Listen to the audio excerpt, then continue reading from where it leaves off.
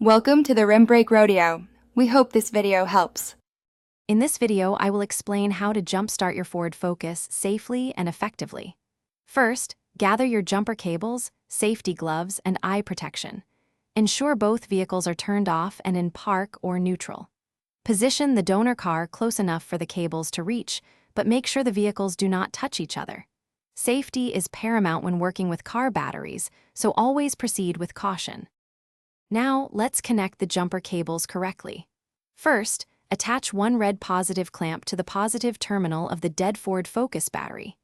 Next, connect the other red positive clamp to the positive terminal of the donor vehicle's battery. Then, attach one black negative clamp to the negative terminal of the donor battery.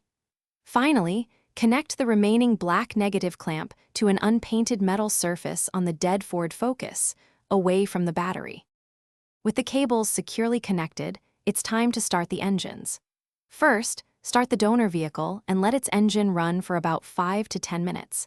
This allows the donor battery to transfer a sufficient charge to the dead Ford Focus battery. After this period, attempt to start your Ford Focus. If it doesn't start immediately, wait another 2 to 3 minutes and try again. Do not crank the engine for more than 10 seconds at a time. Once your Ford Focus is running, it's crucial to disconnect the cables in the correct order.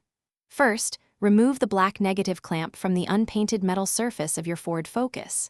Next, disconnect the black negative clamp from the donor battery. Then, remove the red positive clamp from the donor battery. Finally, remove the red positive clamp from your Ford Focus battery. Drive your car for at least 20 minutes to help fully recharge the battery. Thanks for watching. Consider subscribing if we helped you.